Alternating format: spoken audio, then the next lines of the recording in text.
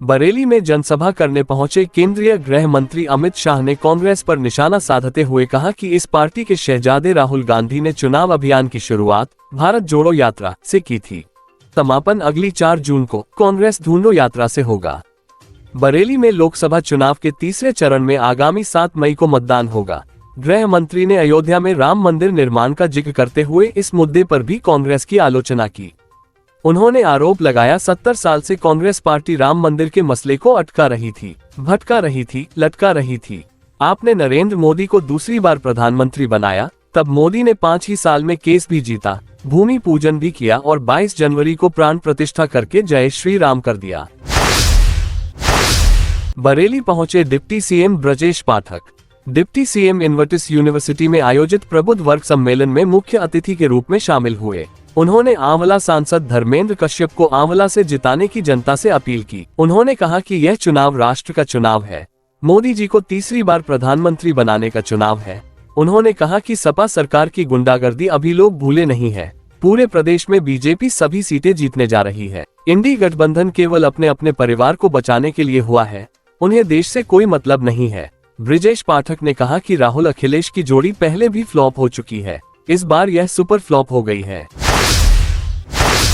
बरेली में तीसरे चरण में होने वाले लोकसभा चुनाव के लिए सभी पार्टियां चुनावी मैदान में। इंडी गठबंधन के आंवला प्रत्याशी नीरज मौर्य के समर्थन में सपा प्रमुख अखिलेश यादव ने देवचरा में एक चुनावी जनसभा को संबोधित किया। इस अवसर पर उन्होंने कहा कि लोकसभा के लिए तीसरे चरण का चुनाव होने जा रहा है। 2 चरणों में इंडिया गठबंधन को मजबूती मिली है, भाजपा का सफाया हो रहा है। डबल इंजन का एक इंजन फेल हो गया है। समाजवादी पार्टी 4 साल की भर्ती व्यवस्था को सरकार आने के बाद खत्म कर देगी। बीजेपी संविधान को खत्म करना चाहती है, समाजवादी लोग इसको रोकने का काम कर रहे हैं। बरेली में रुहेलखंड विश्वविद्यालय के अधिकारियों, शिक्षकों और कर्मचारियों का वेतन जारी कर दिया गया। वेतन रुकने की आशंका से परेशान कर्मचारियों ने राहत की सांस ली। वेतन कुलपति प्रो केपी सिंह के आदेश पर वित्त अधिकारी ने जारी किया है। इसमें प्रभारी कुलसचिव सुनीता यादव ने हस्ताक्षर किए हैं, जबकि कुछ दिनों पहले कुलसचिव अजय कृष्ण यादव ने वित्त अधिकारी को पत्र लिखा था, जिसमें सुनीता यादव के सभी आदेश को गलत बताते हुए कहा था कि कर्मचारियों का वेतन उनके सत्यापन के बाद ही जारी किया जाए। इसके बाद से ही कर्मचारी वेतन अटकने की आशंका में थे। कर्मचारियों ने बताया कि पिछले कुछ महीने से वेतन देरी से आ रहा था, लेकिन इस बार पहली ही तारीख में आ गया। बरेली के कांधरपुर में एक युवक की हत्या कर उसके शव को फेंककर हत्यारे फरार हो गए। वहां से गुजर रहे लोगों ने जब युवक के शव को देखा तो कोहराम मच गया। घटना की सूचना से क्षेत्र में हड़कंप मच गया। मौके पर पुलिस के आला अधिकारियों ने पहुंचकर शव को पोस्टमार्टम के लिए भेजा। थाना कैंट के झील गोटिया निवासी हरिओम पटेल रेता बजरी की दुकान पर मजदूरी करता था। रात को 7 बजे के बाद वो खाना खाने के बाद टहलने की बात कहकर घर से निकला। आज सुबह परिवार वालों को सूचना मिली कि उसका शव खाली प्लाट में पड़ा हुआ है। जब इसका पता परिवार को चला तो कोहराम मच गया।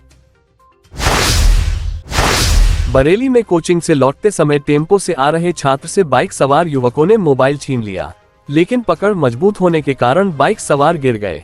इस दौरान वहां से गुजर रहे छात्र के भाई व छात्र ने दोनों मोबाइल लुटेरों को पकड़ लिया और पुलिस के हवाले कर दिया।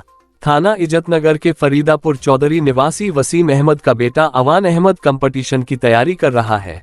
देर शाम वह अपने भाई अल्तमस अहमद के साथ कोचिंग से पकड़ वापस लौट रहा था। तभी 2 युवक ने उसके मोबाइल पर झपट्टा मारकर मोबाइल छीनने की कोशिश की, लेकिन मोबाइल पर पकड़ होने के कारण युवकों की बाइक गिर गई। दोनों भाइयों ने आरोपी युवकों को मौके पर पकड़ लिया। बरेली में एक युवक ने अपनी पत्नी की चाकू से गला रेत कर हत्या कर दी। हत्या करने के बाद आरोपी पति फरार हो गया। जब पड़ोस में रहने वालों ने इसकी जानकारी मृतका के परिवार वालों को दी। परिवार वाले जब महिला की ससुराल पहुंचे तो घर में खून से लथपथ उसका शव पड़ा हुआ था। थाना बहेड़ी निवासी जफर अली ने अपनी बेटी फराह का विवाह अब से 2 साल पहले नवाबगंज के जयनगर के रहने वाले मकसूद से किया था। शादी के बाद से ही मकसूद कम दहेज के ताने देकर उनकी बेटी को प्रताड़ित करता रहता था। वो उससे दहेज में 2 लाख रुपए और बुलेट बाइक की मांग कर उसे मारता पीटता था। आरोप है कि मकसूद ने फराह की चाकू से गला रेत कर हत्या कर दी। घटना को अंजाम देने के बाद वो फरार हो गया। पड़ोसियों ने जब इसकी जानकारी परिवार को दी तो वो लोग उसकी ससुराल पहुंचे, जहां फराह का शव खून से लथपथ पड़ा हुआ था। बरेली में संदिग्ध परिस्थितियों में युवक की जहर खाने से मौत हो गई। घटना की सूचना पर पहुंची पुलिस ने शव का पंचनामा भरकर पोस्टमार्टम के लिए भेज दिया। परिजनों का आरोप है कि उसको किसी ने जहर देकर मारा है। थाना सुभाष नगर के श्याम कॉलोनी निवासी हर्षित मिश्रा की संदिग्ध परिस्थितियों में मौत हो गई। परिजनों का आरोप है कि उसे किसी ने जहर दिया, जिससे उसकी मौत हुई है। वहीं घटना की सूचना पर पहुंची पुलिस ने शव का पंचनामा भरकर पोस्टमार्टम के लिए भेज दिया।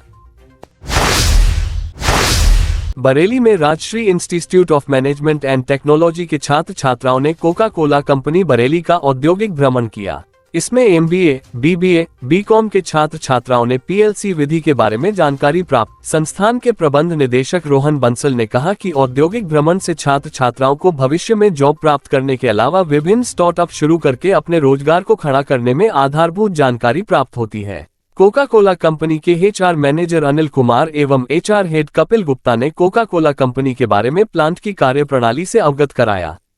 Water treatment unit, packaging unit, automation system, quality testing lab एवं विभिन्न प्रकार के मैकेनिकल सिस्टम का भी निरीक्षण किया। बरेली में जंगली सुअर ने महिला पर हमला कर दिया और कई जगह काट लिया। गंभीर हालत में महिला को परिजन 300 बेड अस्पताल लेकर पहुंचे। एआरवी प्रभारी डॉक्टर वैभव शुक्ला ने मरीज को एंटी रैबीज सीरम लगवाने की सलाह दी। परिजनों ने बाहर से खरीदकर मरीज को सीरम लगवाया। फतेहगंज पूर्वी के मोहल्ला नई बस्ती निवासी बबली घर के पास ही दूध लेने के लिए जा रही थी, तभी जंगली सुअर ने हमला कर दिया। चंद मिनटों में सुअर ने बबली पर हमला कर घायल किया। बबली ने बताया कि इससे पहले भी जंगली सुअर 4 अन्य लोगों पर हमला कर चुका है।